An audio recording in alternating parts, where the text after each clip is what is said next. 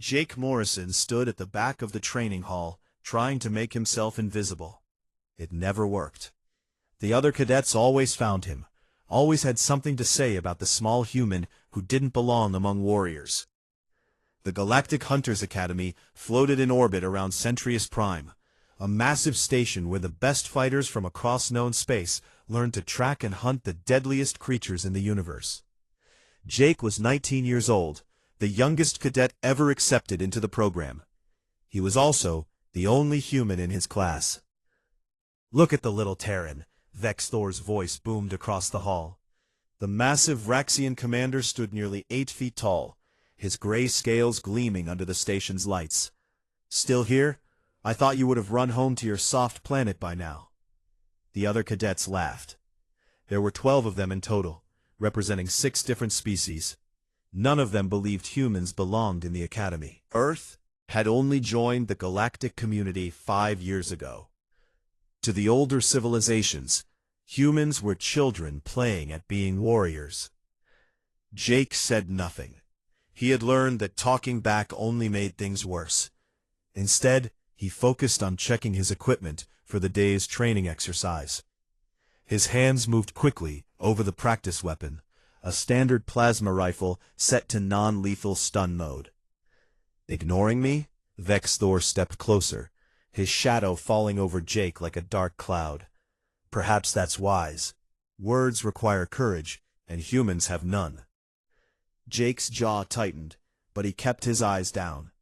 His father had taught him patience during their years together in Earth's wilderness reserves. "The quiet hunter sees more," his father used to say. Jake tried to remember that now.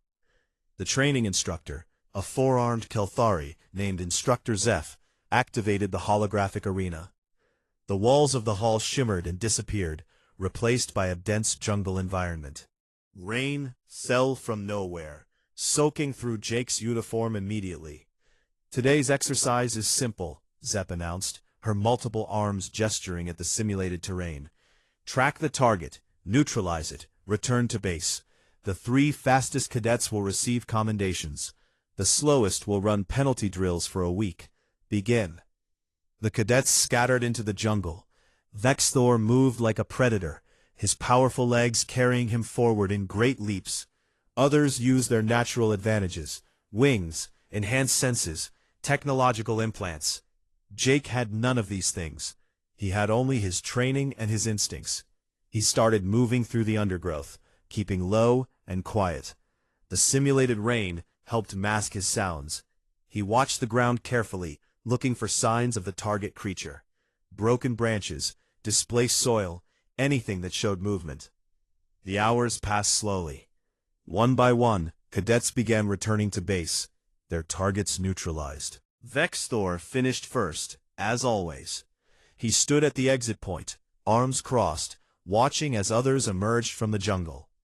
Jake was still out there, still searching. "The human will be last again," one cadet said, loud enough for everyone to hear. "Perhaps he got lost." "Or eaten," another added. More laughter. Jake heard none of this. He was deep in the simulated jungle, crouched beside a stream, studying the mud. Something had passed this way recently, something large. The tracks were fresh, pressed deep into the soft earth, but they didn't match the target creature they were supposed to hunt. These tracks were wrong, too big, too heavy. The simulation wasn't supposed to include anything this dangerous. Jake stood slowly, his instincts screaming warnings. The rain had stopped. The jungle had gone quiet. Even the artificial birds had ceased their calls. Something was wrong. Then he heard the scream. It came from the civilian sector of the station, beyond the training hall walls. The holographic jungle flickered and vanished as emergency alarms began to wail. Red lights flashed throughout the facility. "All cadets report to the evacuation points immediately," the station's computer voice announced. "This is not a drill. Hostile entity detected in civilian areas. All cadets, evacuate now." Jake ran toward the training hall exit, his heart pounding. The other cadets were already gathering there, confusion on their faces. Instructor Zeph was speaking rapidly into a communicator, her expression grave. "What happened?" Vexthor demanded. "What kind of hostile entity?" Zeph turned to face them, and Jake saw something he had never seen before in her eyes. Fear. "The training simulation malfunctioned," she said. "A creature called a Void Stalker was being recreated for advanced exercises next month. The matter converter activated by mistake. The creature is real now, and it's loose in the station." The cadets exchanged worried glances. Even Vexthor looked concerned. Void Stalkers were legendary predators, creatures that could phase through solid matter and hunt in complete darkness. They were nearly impossible to kill. "Everyone to the evacuation ships," Zeph ordered. "Security will handle this. You are students, not soldiers.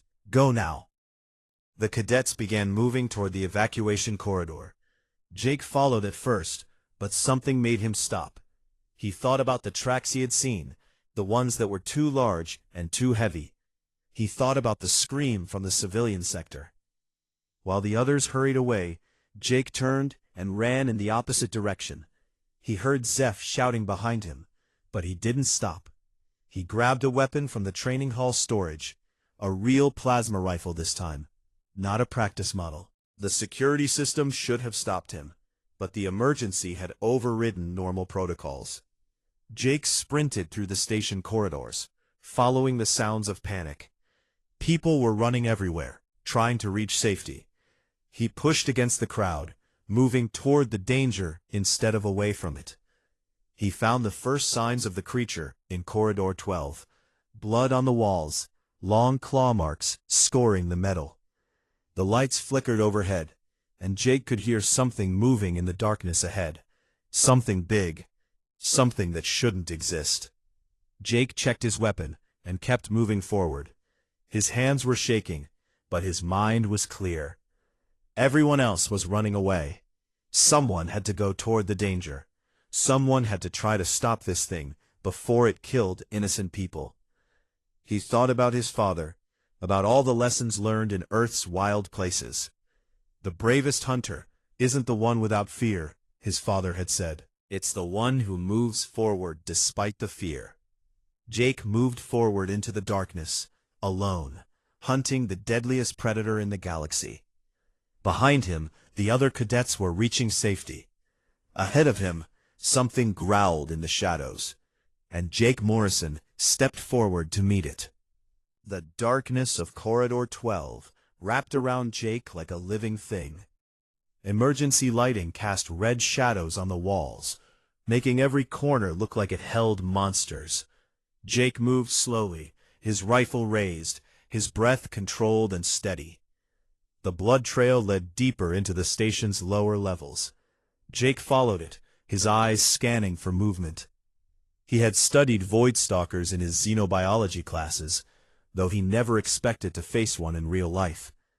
They were ambush predators, patient and intelligent. They could phase through walls when threatened, making them almost impossible to corner. But they could also be tracked. Everything left signs, even creatures that walked between dimensions. Jake just had to know what to look for. He found the next clue near a maintenance junction. The metal wall was cold, much colder than it should be. Void Stalkers drew heat from their surroundings when they phased. It was a small detail, something most hunters wouldn't notice. But Jake's father had taught him to pay attention to everything. The trail led toward the residential quarters. Jake's stomach tightened. Hundreds of civilians lived in that section. Families, children, people who had no weapons and no training. If the Void Stalker reached them, Jake started running. He rounded a corner and nearly collided with a group of people huddled against a wall. A Kelthari woman held two small children close to her body, her forearms wrapped protectively around them. 3 other civilians crouched nearby, terror in their eyes. "It's in there," the woman whispered, pointing at a sealed door. "It went through the wall. We heard it moving inside." Jake approached the door carefully. It led to a storage area, a dead end. If the creature was truly inside, it was cornered. Cornered animals were the most dangerous. "Get to the evacuation points," Jake told the civilians. "Go now, quickly and quietly." "What about you?" one of them asked. "You're just a kid." Jake didn't answer.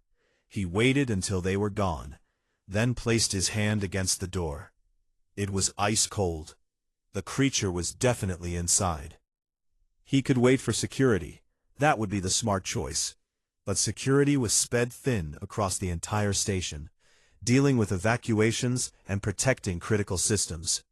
By the time they arrived, the Void Stalker might phase through the walls again and find more victims. Jake took a deep breath and opened the door. The storage room was dark and filled with containers of supplies. Jake stepped inside, his rifle sweeping the space. Nothing moved. The air was freezing, so cold that his breath came out in clouds of mist. Then he saw it.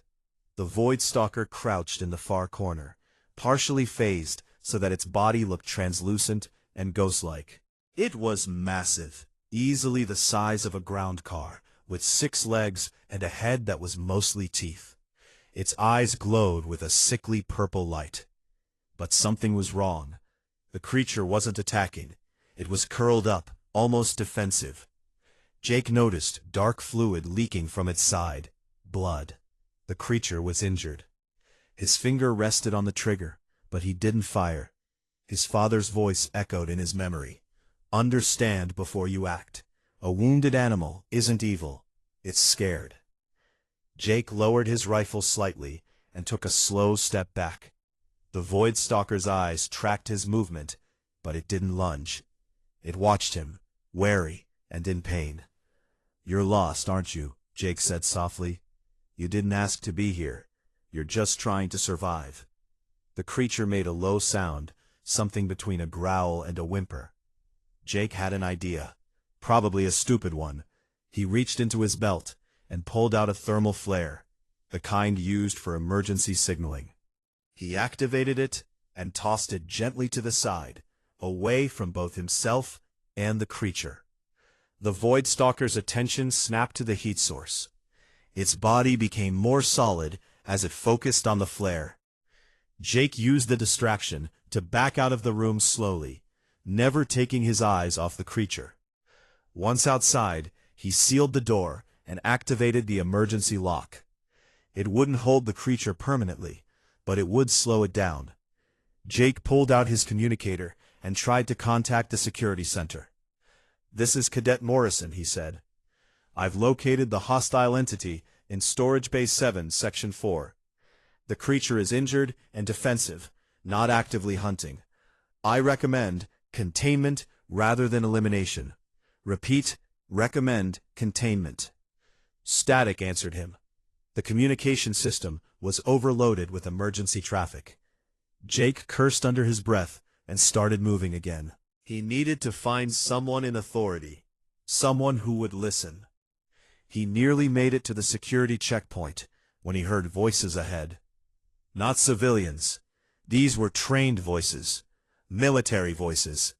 Jake felt relief wash over him until he rounded the corner and saw who it was. Vextor stood at the head of a security team, all of them armed with heavy weapons. The Vraxian commander's eyes widened when he saw Jake. "What are you doing here, human?" Vextor demanded. "You should be evacuating with the others." "I found the Void Stalker," Jake said quickly. "It's contained in Storage Bay 7. It's injured and scared, not hunting. We can capture it alive." Vextor's expression hardened. "Step aside, Cadet. This is a military operation now." "But it doesn't have to die," Jake insisted. "If we just—" "I said, step aside." Vextor pushed past him, the security team following. "We're going to kill this thing before it phases through the walls and kills someone. Your foolish human sentimentality has no place here." Jake grabbed Vextor's arm without thinking. "Please, just listen." The Vraxian commander spun around, his hand moving to strike Jake. The blow never landed. A voice cut through the tension, calm but carrying absolute authority. Hold! Everyone turned. Standing in the corridor was a woman in a human military uniform, her captain's insignia gleaming. Captain Lisa Grant of the Terran Diplomatic Corps stepped forward, her expression unreadable. "Cadet Morrison, report," she said. Jake quickly explained what he had found, how the creature was wounded and defensive. Lisa listened without interrupting, her eyes thoughtful. "Commander Vexthor," she said when Jake finished, "I believe the cadet's assessment has merit. If the creature can be contained rather than killed, it would serve both scientific and diplomatic purposes." "With respect, Captain," Vexthor growled, "this is a station security matter. Your opinion is noted but not required." "Then let me be clear," Lisa said, her voice turning cold. "If you kill that creature without attempting containment first, I will file a formal complaint with the Galactic Council. The Academy's charter specifically requires attempts at non-lethal resolution when possible. Are you willing to risk your career on this?" Vexthor's jaw worked silently. The security team looked uncomfortable, caught between two officers. The tension stretched out like a wire pulled too tight. Then the station shook. Alarms blared louder than before. The lights flickered and went dark, replaced by emergency backup systems. A new voice came over the intercom, this one tight with fear. "All personnel, this is Station Command. We have detected an approaching vessel. Unknown configuration, refusing all hails. Arrival in 10 minutes. All security teams to defense positions. Repeat, unknown vessel approaching." Jake felt ice in his stomach. In all the chaos, with the Void Stalker, something else was coming. Something that made even Station Command sound frightened. Vexthor made a decision. "Team, move to defensive positions. The creature can wait." He looked at Jake with disgust. "Your human luck continues, but this isn't over." The security team rushed away, leaving Jake and Lisa alone in the corridor. The captain looked at him with an expression he couldn't read. "You did good work, Jake," she said quietly. "But you've made an enemy today. Vexthor doesn't forget slights to his pride." Before Jake could respond, the station shook again. But this time, it wasn't an alarm. It was the feeling of something massive docking with the station, something that moved with impossible grace and power. Through a nearby viewport, Jake saw it. A ship unlike anything he had ever seen, organic and mechanical at once, sliding alongside the station like a predator approaching prey. "What is that?" Jake whispered. Lisa's eyes were wide. "I don't know, but I think we're about to find out." The mysterious ship docked without requesting permission. Station security surrounded the airlock, weapons ready, but no one dared to fire. Something about the vessel demanded respect, even fear. Jake stood behind Captain Lisa Grant in the observation deck, overlooking the docking bay. Below them, Vexthor commanded the security team, his posture tense and ready for combat. Station Commander Hayes, a nervous human administrator, spoke urgently into his communicator. "Unknown vessel, identify yourself immediately," Hayes demanded. "You are in violation of station protocols. Respond, or we will open fire." Silence answered him. Then the airlock began to open. Everyone raised their weapons. The airlock door slid apart with a hiss of equalizing pressure. Mist poured out, rolling across the deck like a living thing. Through the fog, a shape emerged. Jake's breath caught in his throat. The being that stepped from the ship stood nearly 7 feet tall. Its body was covered in scales that shifted colors, flowing from deep purple to midnight blue. The head was angular and sharp, with features that seemed both reptilian and feline. Bioluminescent markings ran along its arms and neck, pulsing with a soft light. The creature wore armor that looked grown rather than made, organic plates that moved with its body like a second skin. "By the stars," Lisa whispered beside Jake. "That's an apex." Jake had heard the stories, of course. Every student at the academy learned about the Apex, the legendary hunter species that had dominated the galaxy millions of years ago. They were said to be extinct, or at least vanished so completely that no one had seen one in over a century. Yet here one stood, real and undeniable. The Apex moved with fluid grace, ignoring the weapons pointed at it. Its eyes swept the docking bay, assessing everything in a single glance. When it spoke, the voice was deep and resonant, speaking in a language so old that the station's translator struggled to process it. "I am Cale Thorne of the Apex bloodline," the translator finally managed. "I received your distress call regarding a void stalker. Where is the creature?" Commander Hayes stammered, clearly overwhelmed. "The creature is contained in Storage Bay 7. We were about to eliminate it when—" "You will not," Cale Thorne interrupted, the command absolute. "Take me to it now." Vexthor stepped forward, his pride overcoming his caution. "We don't take orders from legends, Apex. This is our station, our crisis." Cale Thorne's eyes fixed on the Vraxian commander. The temperature in the bay seemed to drop 10 degrees. "Young warrior, I was hunting void stalkers when your species was still learning to make fire. Step aside." The standoff lasted only seconds before Vexthor, to his credit, recognized the wisdom in retreat. He gestured to his team, and they lowered their weapons slightly. "I'll escort you to the creature," Vexthor said stiffly. "But know that if it becomes a threat—" "It already is a threat," Cale Thorne said, beginning to walk.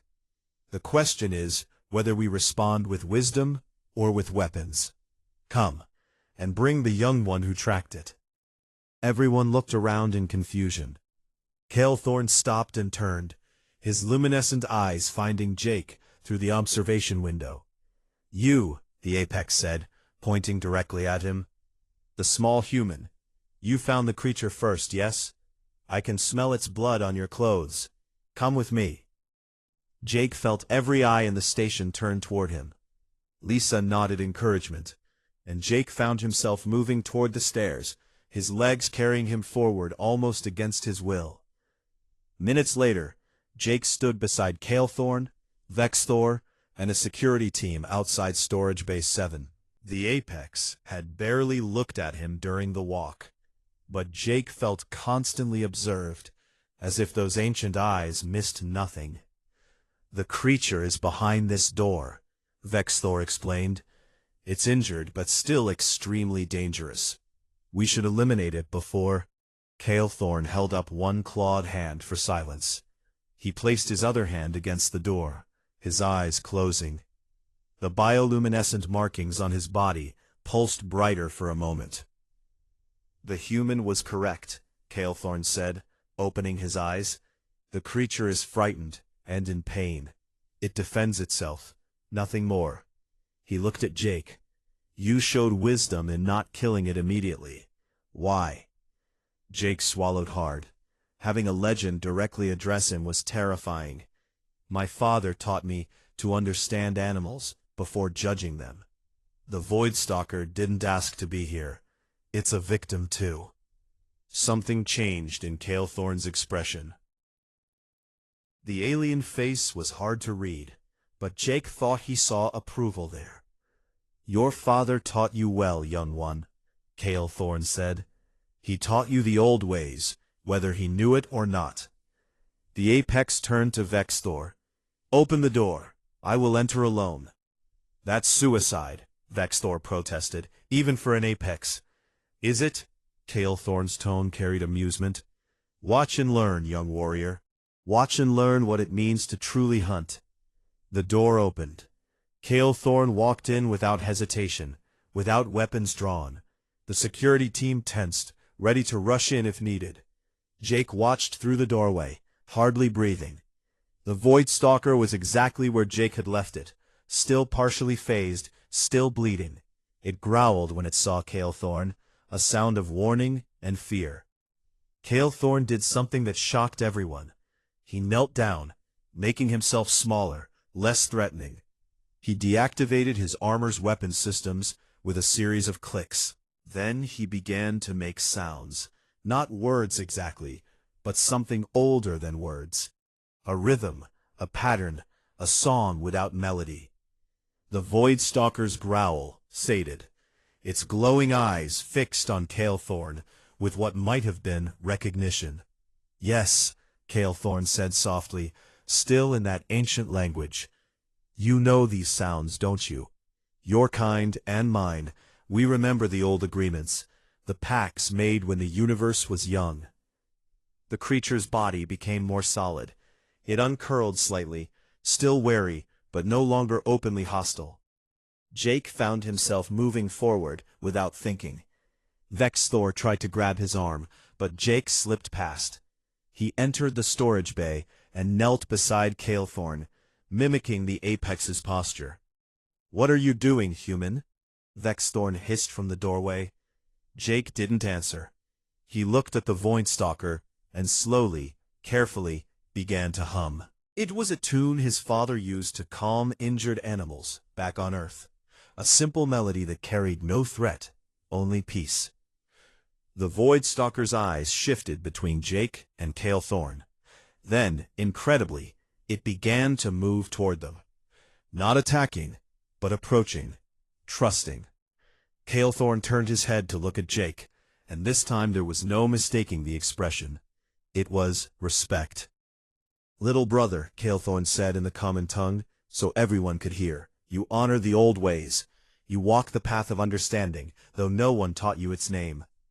He placed one clawed hand on Jake's shoulder, a gesture that made Vexthorn and the security team gasp in disbelief. In Apex culture, such a gesture was reserved for equals, for family. "This human is my sibling in the hunt," Calethorn announced, his voice carrying absolute authority.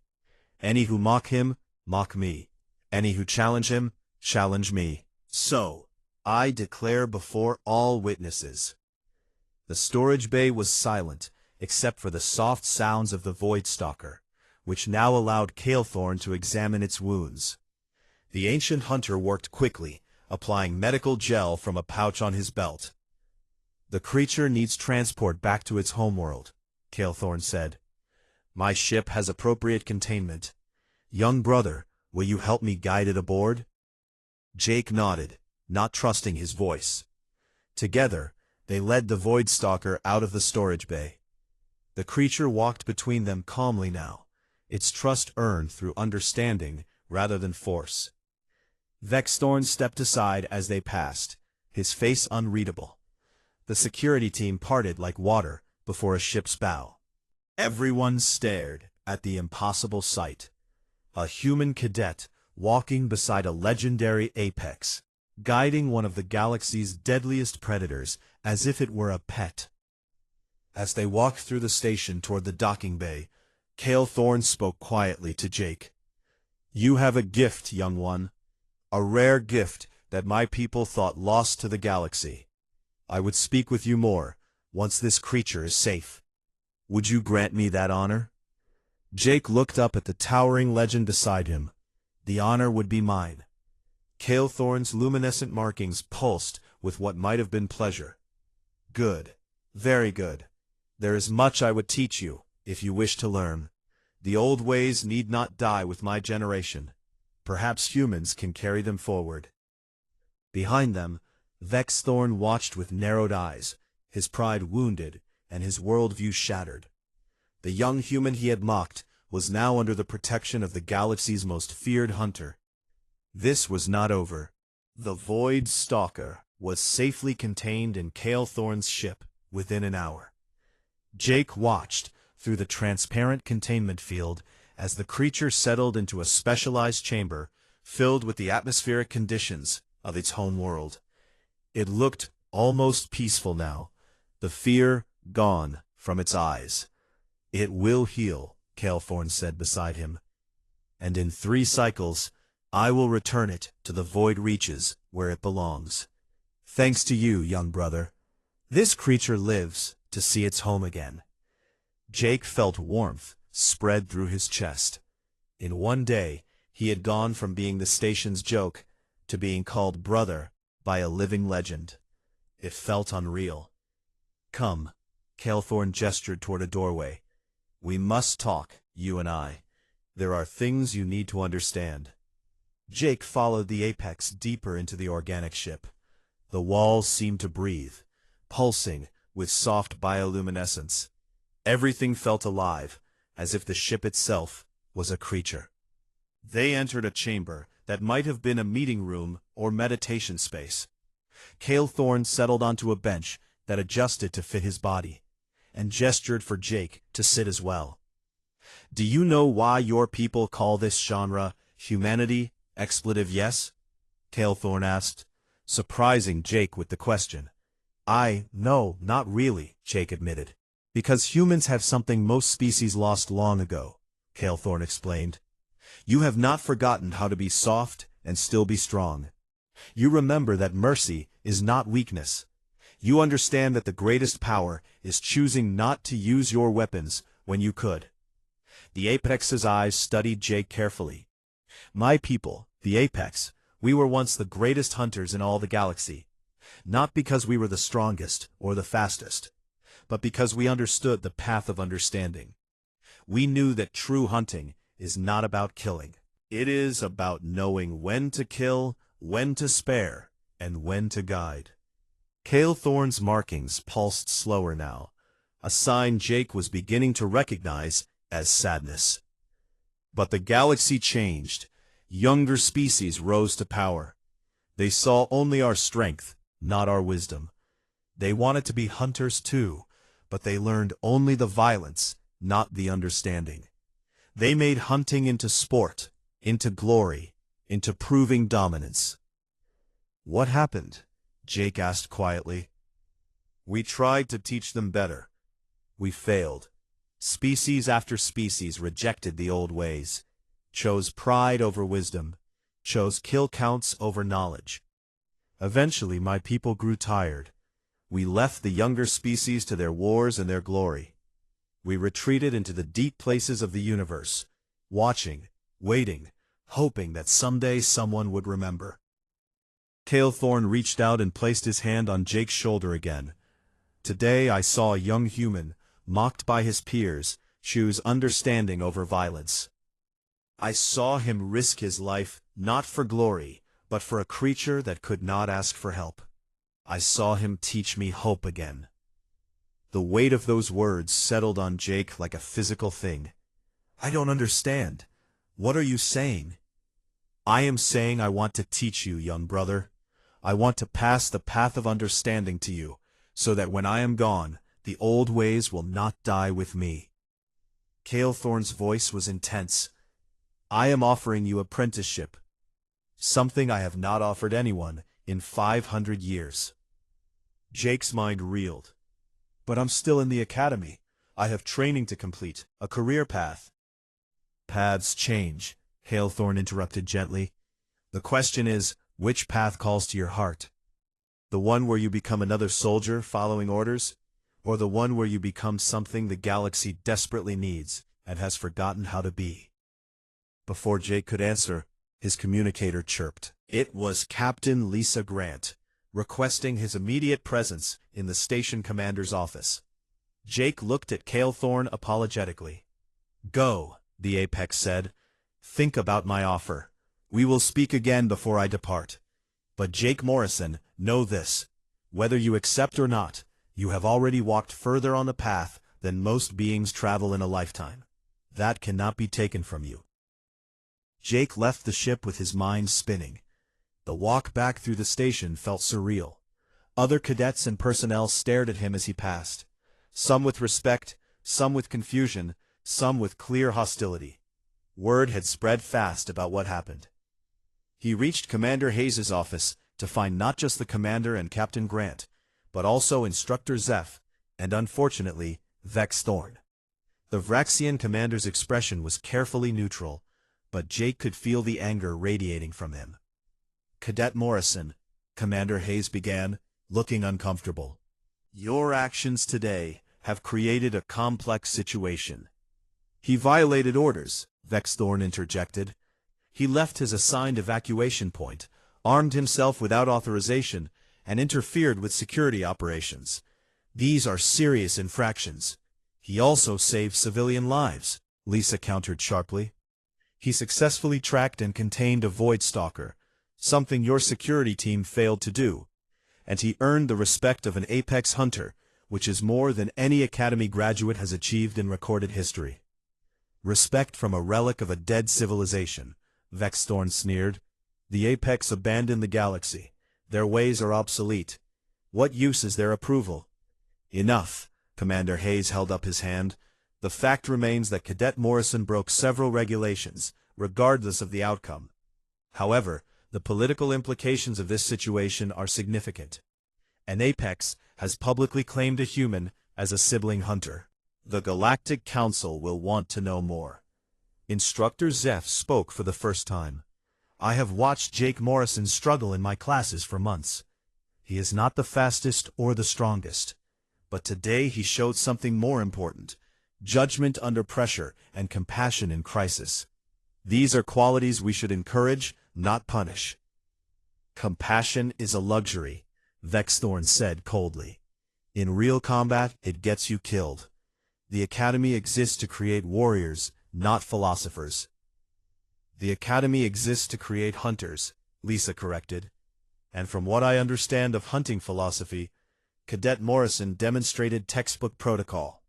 Track, assess, contain when possible, eliminate only when necessary. That's in the manual, Commander Vexthorn. Perhaps you should review it.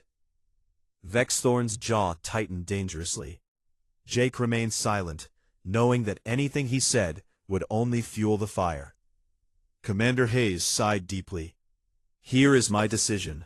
Cadet Morrison, you will receive a formal reprimand for leaving your evacuation point without authorization. This will be placed in your record. However, you will also receive a commendation for valor and successful threat containment. The two will balance each other. It was a political compromise, and everyone in the room knew it. Jake nodded his acceptance. Furthermore, Hayes continued, I understand the Apex Hunter has made you an offer of apprenticeship. If you choose to accept, the Academy will grant you an honorable withdrawal from the program. This is highly unusual, but given the circumstances, I believe it's warranted. He's running away, Vexthorn said, loud enough for everyone to hear. The human can't handle real training, so he hides behind an ancient alien's protection. Jake felt anger surge through him for the first time. I'm not running from anything. Prove it. Vexthorn stepped forward, his posture aggressive. Stay in the Academy. Complete your training. Face the same tests and trials as everyone else, without the Apex to protect you. Or are you too scared? Commander, Lisa warned, but Vexthorn ignored her. Actually, there is a way to settle this properly, the Vraxian said, his eyes gleaming. The trial of worth. An ancient custom that allows any cadet to challenge another's standing in the Academy. If Morrison truly believes he belongs here, let him prove it in the old way. Commander Hayes frowned. The trial of worth hasn't been invoked in decades. It's considered archaic. But it's still in the charter, Vexthorn pressed, and I invoke it now. 3 days on Coronash, the Hunter's Moon. Morrison and I, tracking the same target. The one who succeeds with superior skill wins. The loser is expelled from all hunter guilds permanently. The room went silent. Jake felt cold creep into his stomach. Coronash was notorious, a moon where the environment itself tried to kill you. And going up against Vexthorn, a warrior with years of experience and training, would be nearly impossible.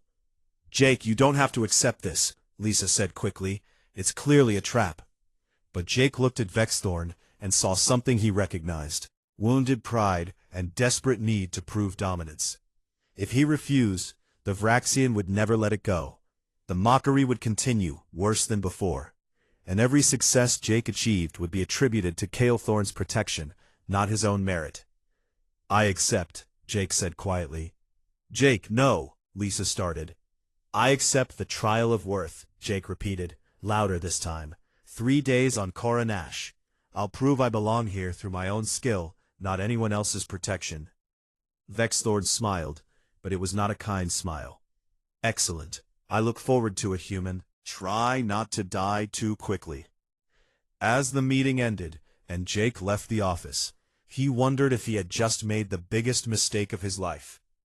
Outside, Danny Price, his only friend among the cadets, waited nervously. Is it true? Danny asked. Did you really accept a trial of worth against Vexthorn? Jake nodded mutely. You're insane, Danny said. He's going to destroy you. Maybe, Jake admitted, but at least I'll face it on my own terms. What Jake didn't know was that Vexthorn had no intention of fighting fair. Already, the Vraxian was making plans to ensure the human would not return from Coronash alive. The transport ship dropped Jake onto Coronash at dawn. The hunter's moon was as terrible as its reputation promised. Acidic rain fell from purple clouds, and the air tasted of metal and sulfur. Strange plants with razor-sharp leaves grew from rocks that looked like broken teeth. In the distance, Jake could hear the calls of creatures that had evolved in this nightmare landscape. He checked his equipment immediately. Standard survival pack, plasma rifle, water purifier, emergency beacon. Everything looked normal at first glance. But when he tested the water purifier, it sparked and died. Sabotage. Jake's stomach tightened. He had suspected Vexthorn might cheat, but having it confirmed was different. Without the purifier, he would have to find water sources and hope they weren't too toxic to drink. The margin for error had just become much smaller. The trial rules were simple. Both hunters were dropped in different zones of Coronash. Their target was a creature called a thornback ravager, a predator native to the moon. The first hunter to track and neutralize the target would win. They had 3 days. Failure meant permanent exile from all hunter guilds across the galaxy. Jake activated his tracker and began studying the terrain. Thornback ravagers were ambush predators that hunted near water sources. He would need to find water anyway, so that's where he would start his search. The first day passed in brutal difficulty. The acidic rain soaked through his protective gear within hours. His skin burned where the droplets touched. Jake found a cave system and took shelter, using the time to treat his minor acid burns and assess his situation. Without working water purification, he was in serious danger. Dehydration on Coronash could kill in less than 2 days. He needed to find clean water or figure out how to filter the toxic streams himself. Charcoal from burned wood could filter some toxins. The plants here, despite their hostile appearance, might have water stored in their roots. It would take time and experimentation, but Jake had no choice. He spent the night in the cave, constructing a crude filtration system from materials he scavenged. It wasn't perfect, but when he tested it on water from a nearby stream, the liquid that came through was cloudy but drinkable. It tasted horrible, but it wouldn't kill him.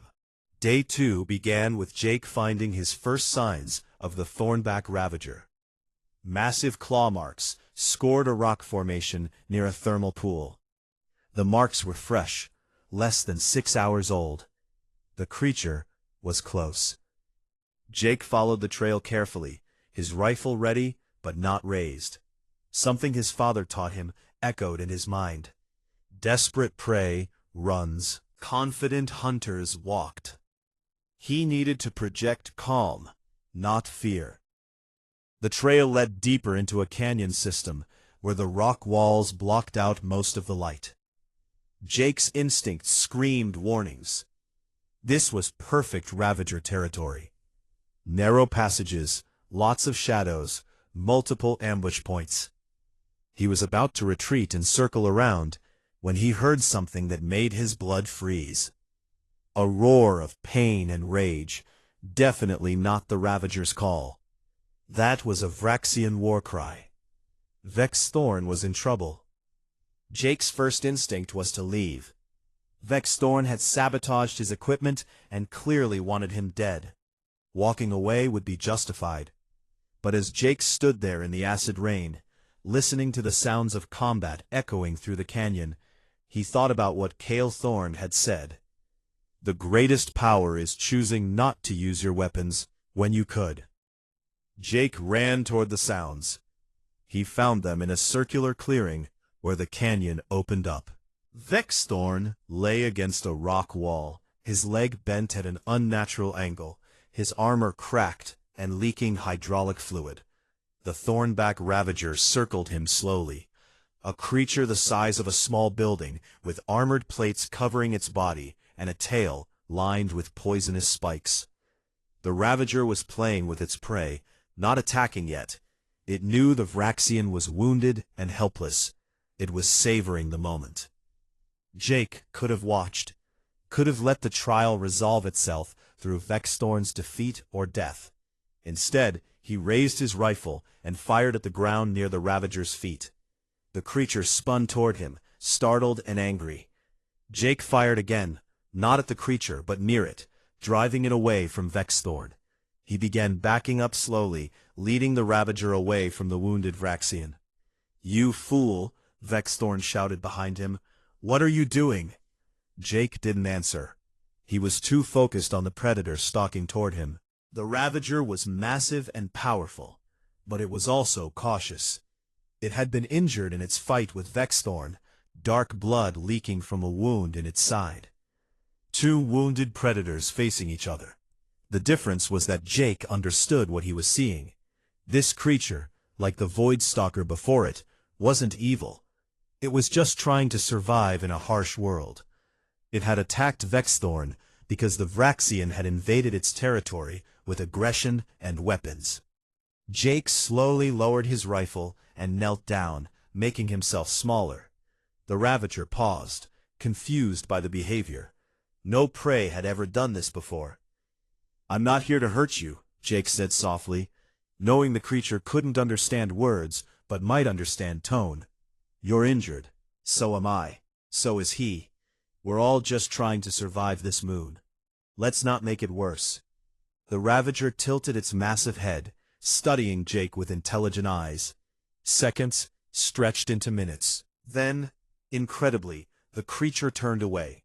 It limped off into the canyon shadows, leaving both hunters alive. Jake waited until he was sure it was gone before rushing to Vex Thorn. The Vraxian commander was pale, his breathing shallow. The broken leg was bad, but not immediately fatal. "Why?" Vex Thorn gasped as Jake began applying emergency medical supplies to the injury. "You could have won.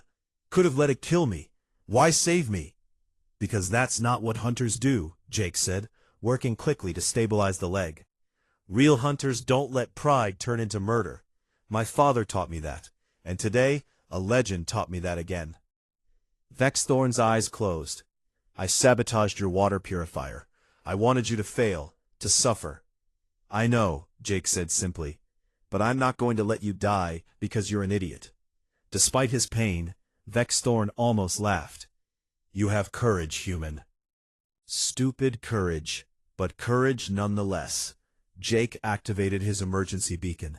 "Save your strength," he said. "Rescue will come soon." "We both failed," Vex Thorn said bitterly. "Neither of us neutralized the target. The trial is void." "Maybe that's how it should be," Jake replied. "Maybe some trials aren't about winning or losing. Maybe they're about learning what really matters." The rescue ship arrived within an hour. Captain Lisa Grant herself led the team, her expression tight with worry that transformed to relief when she saw both hunters alive. On the transport back to the station, Vex Thorn insisted on speaking to Commander Hayes immediately. Despite his injuries, the Vraxian made his testimony before the entire Academy Council. "I invoked the trial of worth for the wrong reasons," Vex Thorn said, his voice carrying through the assembly hall. "I sought to humiliate Cadet Morrison to prove human weakness. Instead, he proved Vraxian shame."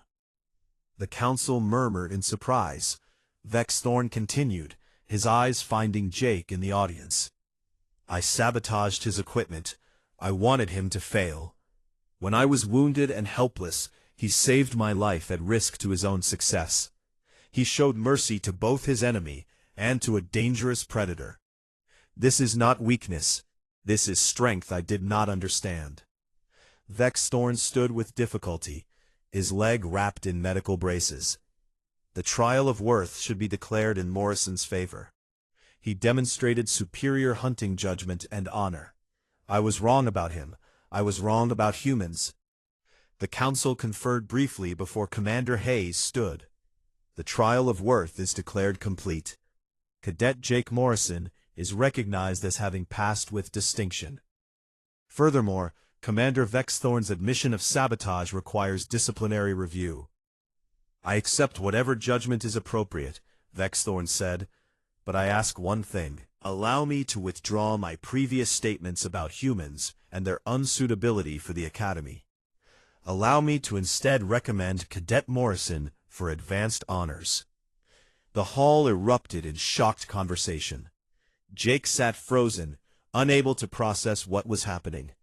His worst enemy had become his most powerful advocate. After the council session ended, Jake found Calethorn waiting for him outside the hall. The apex hunter had observed everything through a viewport. "So, young brother," Calethorn said with evident pride, "you have proven yourself to your peers. The question I asked remains, will you stay in this academy, or walk a different path with me?" Jake took a deep breath. "Can I have time to think about it?" "Of course." Calethorn's markings pulsed warmly. "But know this, whatever you choose, you have already walked further on the path of understanding than most will in their entire lives. You have shown that the old ways still have power. That is no small thing." Over the following days, Jake met with his instructors, with Captain Grant, with Danny, and other cadets who approached him with new respect. He thought about his father back on Earth, about the lessons learned in the wilderness. He thought about the future he had imagined for himself, and the future that was now possible. In the end, the choice was clear. At a ceremony attended by representatives from a dozen species, Jake Morrison stood beside Calethorn before the Galactic Council's representative. The ancient words were spoken, the oaths exchanged. Jake became the first human in recorded history to be officially recognized as a student of the Path of Understanding, apprentice to an apex master hunter. Vexthorn attended the ceremony, standing with the other Academy instructors. When Jake's eyes met his, the Vraxian bowed his head in respect. It was a small gesture, but it meant everything. As Jake boarded Calethorn's ship for the first time as a true apprentice, he looked back at the station where he had been mocked and ridiculed such a short time ago. Now those same beings watched him leave with respect, with curiosity, and some with envy. "Ready, little brother?" Calethorn asked. Jake smiled. "Ready." The ship departed, carrying a young human and an ancient legend into the vast galaxy. Behind them, the Academy instructors updated their curriculum to include new sections on the Path of Understanding. Vexthorn personally volunteered to teach them, learning the old ways himself. And in the wilderness reserves on Earth, Jake's father received a message from his son. It spoke of journeys and lessons, of trials and triumphs. It ended with words that made the old ranger smile. "You were right, Dad. The quiet hunter sees more, and sometimes the smallest voice can change the loudest minds."